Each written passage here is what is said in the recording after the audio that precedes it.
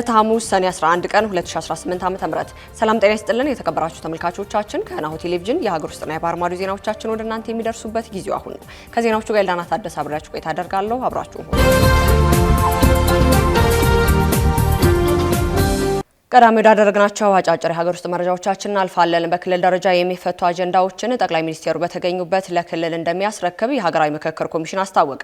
ኮሚሽኑ ከ1200 በላይ ወረዳዎች ላይ አጀንዳ መሰብሰቡን በመጥቀስ በአማራ ክልል ካሉት 400 በላይ ወረዳዎች ውስጥም ባለው የጸጥታ ችግር ምክንያት በአራት ወረዳዎች ላይ ግን ውይይት አለመካሄዱን ኮሚሽነር ዶክተር አምባዬ ኦጋቶ ገልጸዋል። በትግራይ በተመሳሳይ ከሁለት ጊዜ በላይ ውይይት ከተካሄደባቸው በኋላ አመች ሁኔታ ባለመኖሩ ውይይቱ በአዲስ አበባ ከክልል ተወካዮች ጋር ማካሄዱንም አስረድቷል። በመጨረሻም የምክክር ወቅት ተሳታፊዎች አንድ ሳምንት ቀደም ብለው አዲስ አበባ እንደሚገቡና ይህም ተሳታፊዎች በምክክር ሂደቱ ላይ እንዲተማመኑና እንዲግባቡ የሚያስችል መሆኑን ኮሚሽነር አምባዬ ጨምረው ገልጸዋል። በዚህም መሰረት ውይይቱ የሚካሄደው በቡድን ሲሆን እያንዳንዳቸው 50 ሲሆኑ የሚይዙት ደግሞ 80 ቡድኖች እንደሚዋቀርና ከነዚህ 80 ቡድኖች ውስጥ ድሬዳዋ አነስተኛ የተሳታፊ ቁጥር እንደሚኖረው ተጠቅሷል።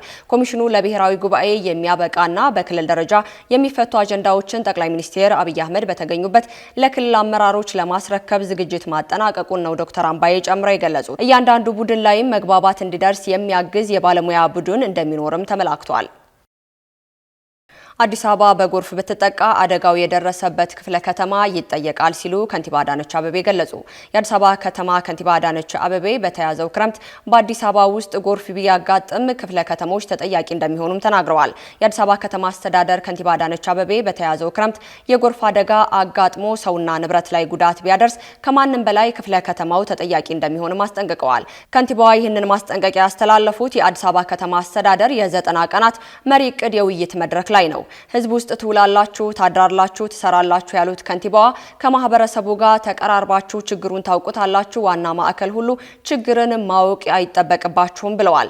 መንግስት አሁን ያለውን የከተማ እድሳት አካሄድ የክረምት ጎርፍ ሰው አጠቃ የሚል አይገባም ሲሉም ተደምጠዋል። መንገዶች ሲሰሩ የታለፉ ቦታዎች ካሉ በአፋጣኝ መጠገን እንደሚያስፈልጋቸውም ተናግረዋል። ክፍለ ከተሞች በበጎ ፍቃድ ስራዎች አዳዲስ የጎርፍ መውረጃዎችን፣ መተላለፊያዎችን መጠገን፣ አዲስ ካስፈለገ መገንባት የግድ መሆኑን አጽንኦት ሰጥተው አስምረውበታል።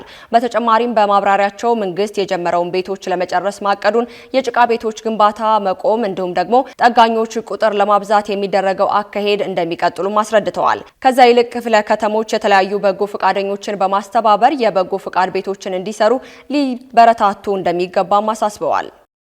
ቅሬታ ከቀረበባቸው የምርጫ ክልሎች የ75ቱን ቅሬታ ውድቅ ማድረጉን ቦርዱ አስታውቋል። የኢትዮጵያ ብሔራዊ ምርጫ ቦርድ 7ኛውን ጠቅላላ ምርጫ የምርጫ አፈጻጸም ጥሰት ተከትሎ በፖለቲካ ፓርቲዎችና በግል እጩዎች የቀረበውን የቅሬታ ሂደት በተመለከተ ትላንት ምሽት በሰጠው ጋዜጣዊ መግለጫ ላይ ተናግሯል። የኢትዮጵያ ብሔራዊ ምርጫ ቦርድ ከምርጫ አፈጻጸም ጥሰት ጋር በተያያዘ ከዚህ ቀደም 120 ምርጫ ክልሎች ላይ ቅሬታ መቅረቡን ተናግረዋል። ቦርዱ ውጤቱን ዘግይቶ በተገለጸባቸው 9 ተጨማሪ የምርጫ ክልሎች ላይ ቅሬታ መቅረቡንም ነው የገለጸው። በዚህም ቅሬታ የቀረበባቸው ምርጫ ክልሎች ቁጥር 129 እንደሆኑ በመግለጽ ቦርዱ የሕግ ባለሙያዎችና ጉባኤዎችን ማስረጃ የመሰብሰብና የመርመራ ስራ ማከናወኑንም አስታውቋል። በዚህም ቅሬታ ከቀረበባቸው 129 ምርጫ ክልሎች በምርመራ ላይ ያሉት 43 ምርጫ ክልሎች መኖራቸውን በመግለጽ እስካሁን በተደረገው ምርመራ የ75ቱ ምርጫ ክልሎች ላይ የቀረበው ቅሬታ በባለሙያዎች ተመርምሮ ውድቅ ተደርጓል ሲልም ቦርዱ አስታውቋል። በሌላ በኩል የአፈጻጸም ጥሰት ተፈጽሞባቸዋል ተብለው ቅሬታ የቀረበባቸው 10 የምርጫ ክልሎች ቅሬታውን ያቀረቡ አካላት ቅሬታቸውን እንዲያነሱ የቦርዱ ባለሙያዎች ጉባኤ ገልጿል። በአንድ ምርጫ ክልል ውስጥ ብቻ ማለትም በሃላባ አንድ ምርጫ ክልል የቀረበው ቅሬታ የቦርዱ የህግ ባለሙያዎች ጉባኤ የቅሬታ አቀራረብ በማስረጃ በማስደገፍ የቀረበ መሆኑን በማረጋገጥ በምርጫ ክልል በድጋሜ ቆጠራ እንዲካሄድ መሆኑን በተሰጠው መግለጫ ላይ ገልጿል። መራጩ ድምጽ መስጫ ቀን ድምጽ እንዲሰጥ መገደድ፣ በድምጽ መስጫ ቀን የወረዳ አስተዳደሮች ጣልቃ መግባት፣ በድምጽ መስጫ ቀን ቅስቀሳ ማድረግ እና የፖለቲካ ወኪሎች ወደ ምርጫ ጣቢያ እንዲገቡ መከልከል የሚሉት ቅሬታዎችንም ቀርበዋል። በቀሪ 43ቱ ምርጫ ክልሎች ላይ የቦርዱ የህግ ባለሙያዎች ጉባኤ የምርመራ ሂደት ላይ መሆኑን በመግለጽ በቅሬታ ውጤትም ዛሬና ነገ በማጠናቀቅ ይፋ ይደረጋልም ተብሎ ይጠበቃል።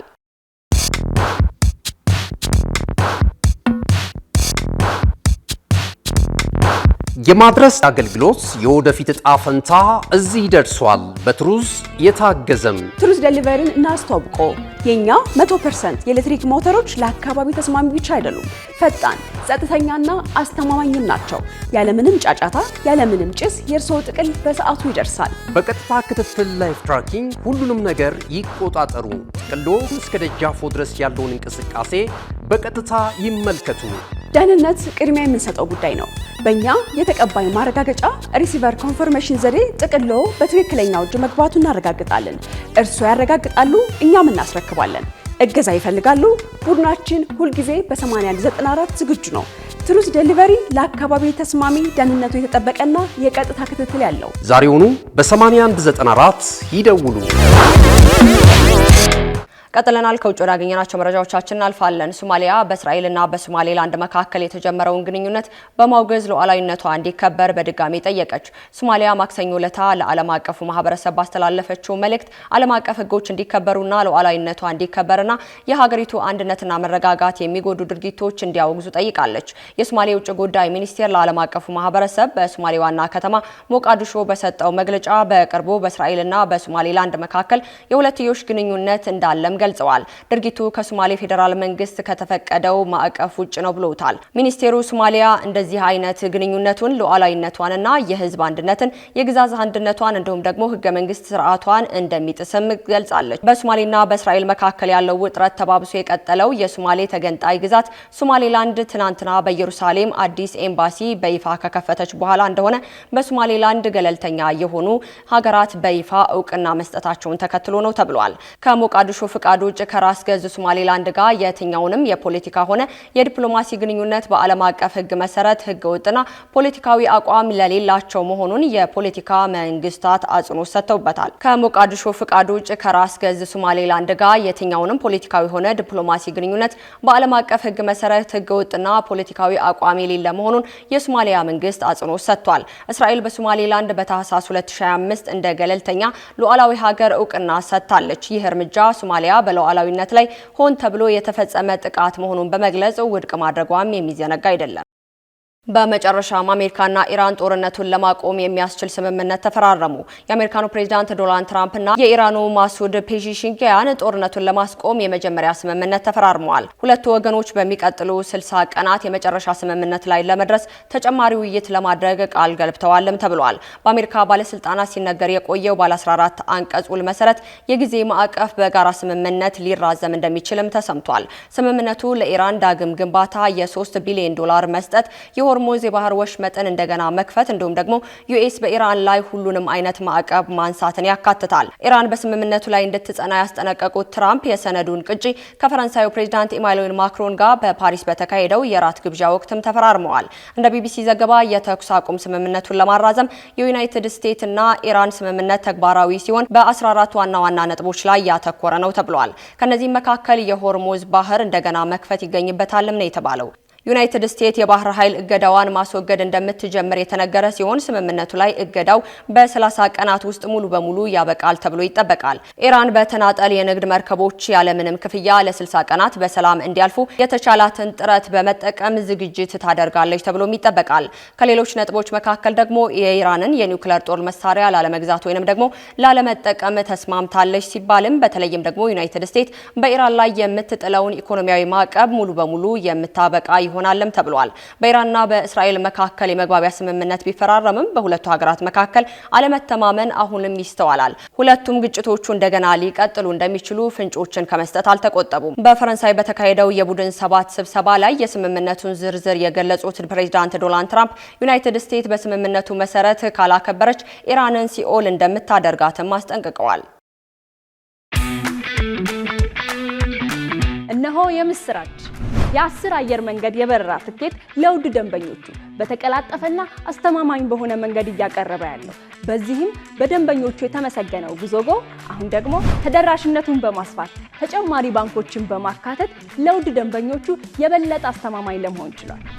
የጉዞጎን አፕሊኬሽን ከአፕ ስቶር ወይም ከፕላይ ስቶር በማውረድ የመነሻና የመድረሻ ከተማዎትን መርጠው ዋጋ አወዳድረው የሀገር ውስጥም ሆነ ዓለም አቀፍ በረራ ማድረግ ካሰቡ የበረራ ትኬቶን ክፍያ በአቅራቢያው በሚገኙ ባንኮች አንድም በአካል በመሄድ ወይም በኦንላይን የክፍያ አማራጮች ክፍያዎትን በመፈጸም የበረራ ትኬቶን በእጅ ያስገቡ። ከዚህም በተጨማሪ እንደ ሁሉ ጊዜው ወደ ጉዞጎ የጥሪ ማዕከላችን 7473 በመደወል ከሙሉ የበረራ መረጃ ጋር የ24 ሰዓት የትኬት አገልግሎት ማግኘት እንደሚችሉ ስናበስሮ በታላቅ ደስታ ነው። ለበረራዎ ጉዞጎ።